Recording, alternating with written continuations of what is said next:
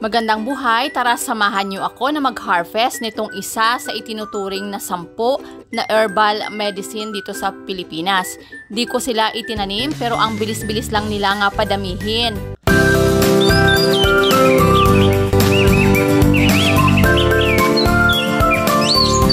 Meron din ba nga tumutubo nito sa inyong mga taniman?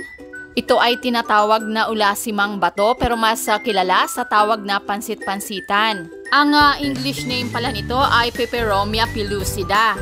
May common name din ito na pepper elder, shining bush plant at mantuman.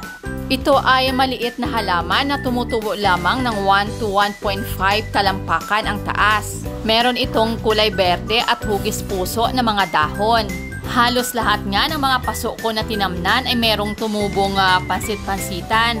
Kailangan ko silang tanggalin dahil kahit paano ay kaagaw din sila sa mga nutrients dito sa aking mga itinanim na gulay. Nabanggit ko nga na kasama ito sa mga 10 herbal medicine na approved ng DOH dito sa Pilipinas. Disclaimer lamang po, ang mga babanggitin ko na mga benefits nitong pansit-pansitan ay naaayon lamang sa mga research. Mabisa nga daw itong gamot sa mga merong urinary tract infections, gout at saka arthritis. Karagdagan pa sa nagagamot nito ay ang pamamaga ng mata, pangangati ng lalamunan, pagtatae, prostate problems, high blood pressure at ang pananakit ng ulo. Kaya naman ay hindi ko ito tatanggalin lahat para meron pa ring patuloy na tutubo dito sa aking garden. Kagaya nga nito, meron na itong slender green spikes na kung saan ay makikita nyo dito yung mga tiny dots at kapag ito ay naging itim na ay matured na nga ito at pwede na natin itong isabog sa lupa.